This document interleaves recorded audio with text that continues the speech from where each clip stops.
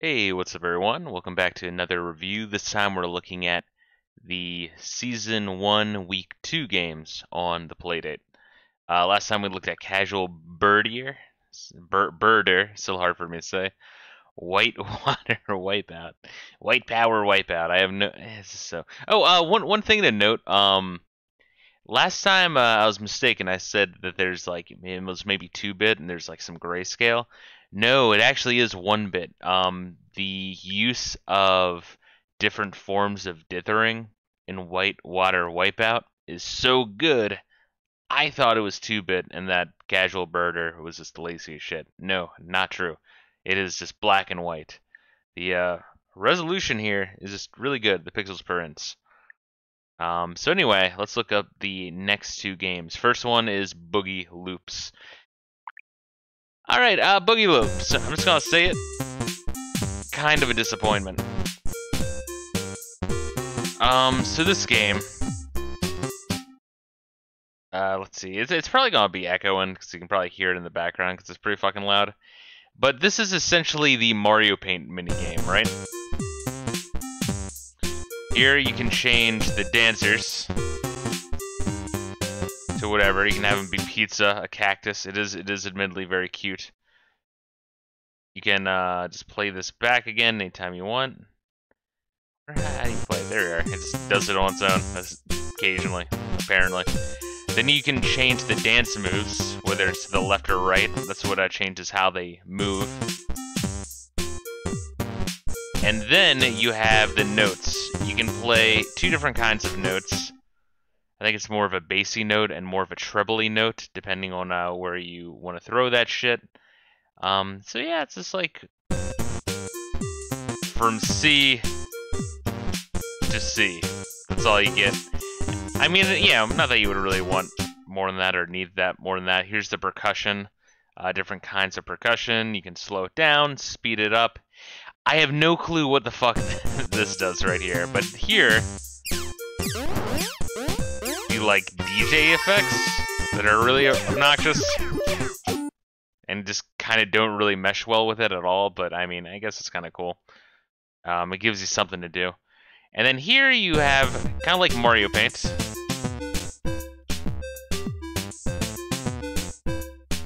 you have a couple pre-made different musical tracks. I don't know. It is cute, admittedly. And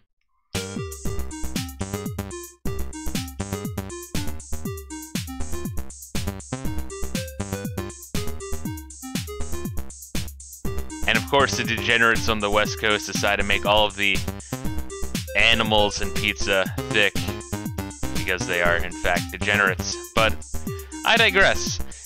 This game is, like, I guess cool if you're into music and stuff, but, you know, I compare it to Mario Paint, but Mario Paint had a whole bunch of different sounds you can make. It was mostly just this shit right here. You know, there's no dancing, obviously. But you can make so many different sounds with it that it, I don't know, made up for it. And even then, with Mario Paint, there's, like, the painting, the animation, the main menu, the fly minigame.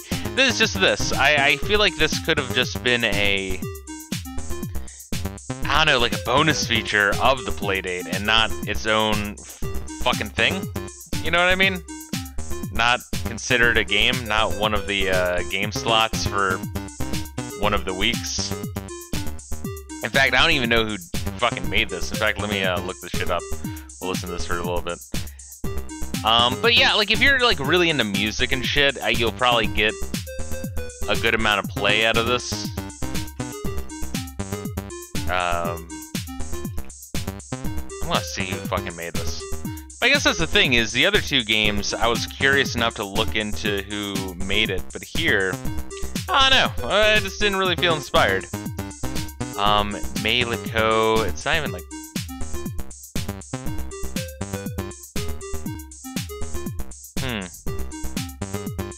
Yeah, it doesn't even really look like it was made by a game company.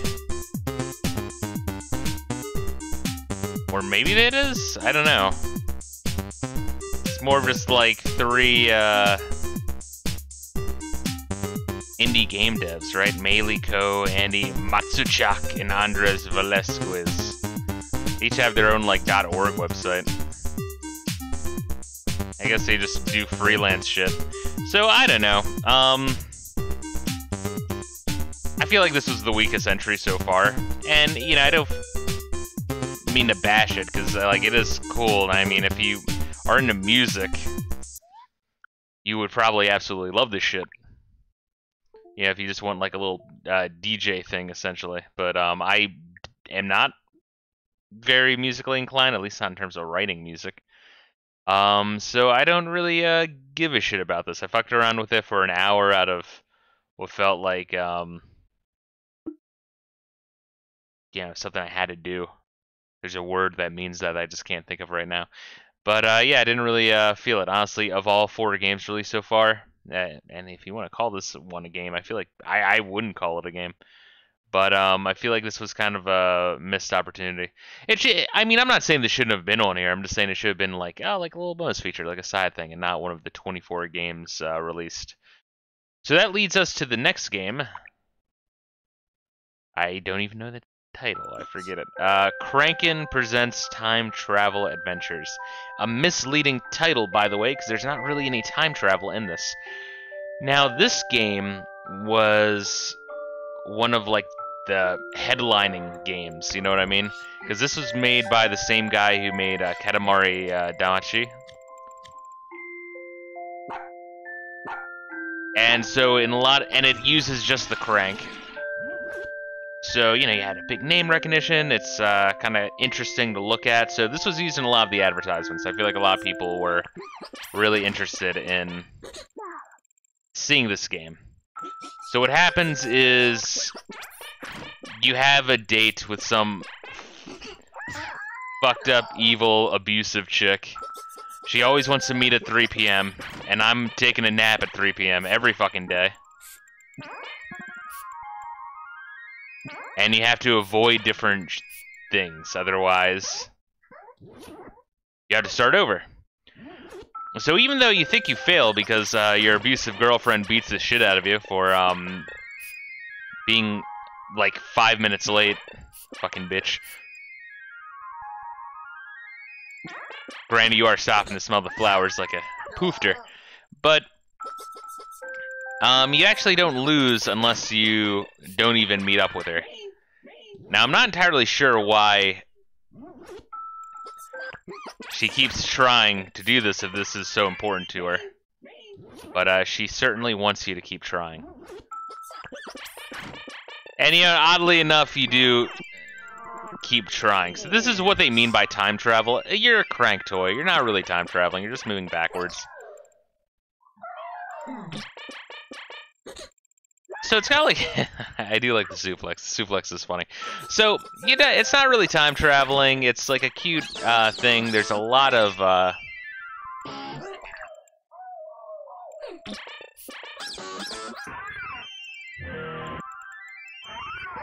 shit. Ah! You fucking bitch. But like, you do want to try. And honestly, the best part of this game is the early missions, right? Because the early missions are short, they're sweet, they make you think a little bit.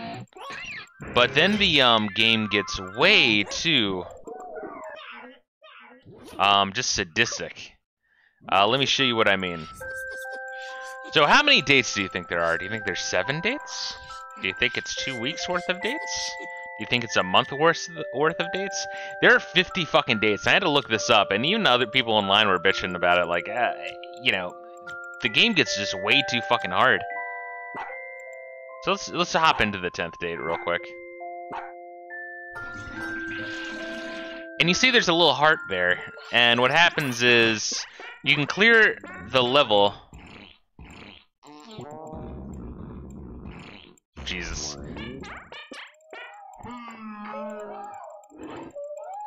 You can clear the level. Ooh, that was a close one. You can clear the level by meeting up with your girlfriend, but unless you get essentially a high score, you don't get the heart. So it's not enough that you meet up with this bitch and have her hate your fucking guts. You gotta do it really, really quickly. Half the time it's trial and error, so you just have to go as fast as possible forward and just see what kills you and then do it again. And right now in the first, like, 15, it's not so bad, but then it just gets more and more and more disgusting. And I'm only on the 21st, I think. And some of them get kind of funny, admittedly. There's this one, the 14th date. Let me show you this one. I'll try to keep this under 15 minutes. Once again, it's an interesting game. It's just, I feel like they should have kept it.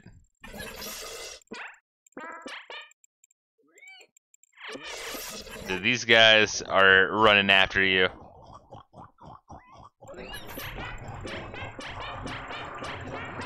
And then you have to get in between the pigs. I don't know, I thought this was a very clever level. And once again, the first 15 levels, I was really enjoying it, but then it gets sadistic, and I'm not even halfway through. It only gets more sadistic. And the levels just get way, way, way, way too long to the point where I can't even be bothered. But let me show you this shit. And I was looking online, and other people seem to feel my frustrations with this.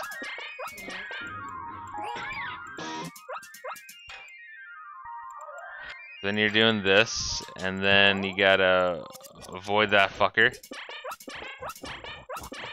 And you gotta go really, really fast. And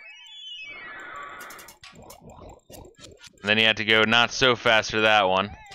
Like, it's so much memorization, and even then I'm fucking up in this next part. With the poopy man.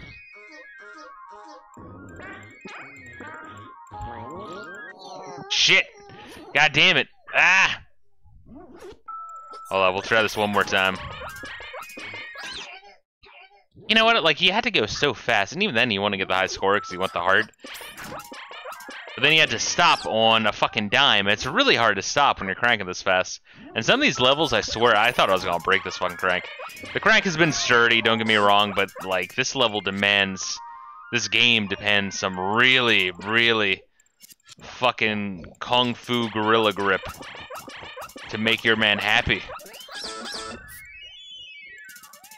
Shit. See, like, I don't know, man. I feel like the best levels of this were the short, sweet, and kind of challenging levels. But overall, like, not a bad game. I just feel like it was a missed opportunity. So how do I feel about this? Oh, that was the wrong button. Oh wait. There we go. This button goes to the menu. Aha, beautiful.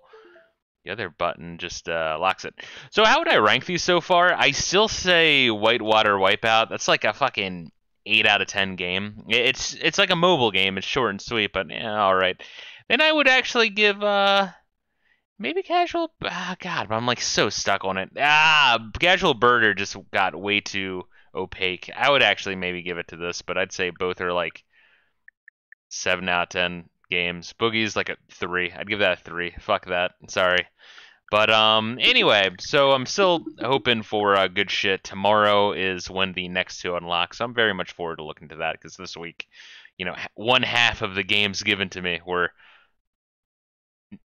not really a game. Let's just call it what it is. It's not really a game. It's like a little fucking music toy creation studio kind of thing. I don't fucking know. Anyway, so that's it for this week's review. I'll be back for next week. Peace.